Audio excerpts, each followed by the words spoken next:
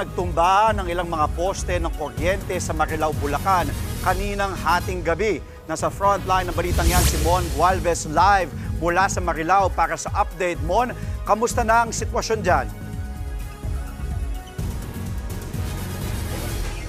Andre, ongoing o nagpapatuloy yung clearing operations ng Meralco sa mga nagbagsakang poste dito sa Barangay Lambakin sa Marilao, Bulacan. Puspusan nga yung ginagawang pagtatrabaho ng mga kawani ng Meralco para maalis kaagad ito mga nabuwal na poste.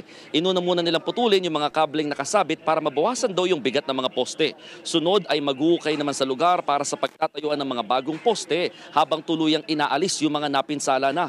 Base sa investigasyon, alas 11:30 kagabi nang aksidenteng maatrasan ng isang dump truck na puno ng panambak ang isang malaking poste. Hindi raw napansin ng driver yung poste kaya nabangga. Sa lakas ng impact, nagsitumbahan na rin yung iba pa mga poste. Sumatotala abot sa 15 poste ang nabuwal habang 3 naman ang tumagilid. 2 raw ang nasugatan sa insidente. Dinala naman sa barangay ang driver ng dump truck. Dahil dito, pinatay muna yung supply ng kuryente at pinutol na rin muna ang iba pa mga telco at cable connections sa apektadong lugar. Nahihirapan naman pumasok sa eskwelahan at trabaho ang mga residente sa lugar.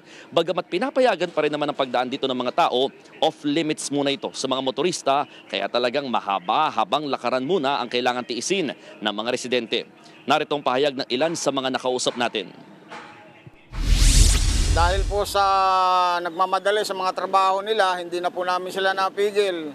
Sa ngayon, yung mga sasakyan na dapat sana diretso, pinadadaan na lang po namin doon sa Pantok, may Kawayan, dahil yun lang yung pinaka-alternatibong daan. Hindi nakapasok ng anak ko sa trabaho dahil walang daanan, no?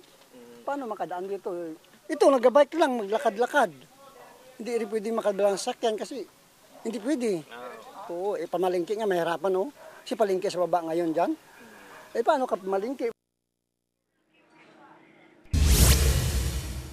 Andre, isasara din itong area, itong kahabaan nga ng apektadong lugar sa mga tao maya-maya para nga mas makapag-focus at makapagtrabaho ang mga kawani ng Meralco sa ginagawa nga nilang clearing operations. Target kasi ng Meralco na matapos at maibalik ang supply ng kuryente sa lugar hanggang bago maghating gabi. Andre. Ingat kayo dyan. Maraming salamat live mula sa Marilao, Bulacan, Mon Gualvez. Mga kapatid, Jess De Los Santos po, huwag magpauli sa mga umaaksyong balita at napapanahong issue sa bansa. Para sa mas malawak na balitaan, mag-subscribe at mag-follow sa social media pages ng News 5.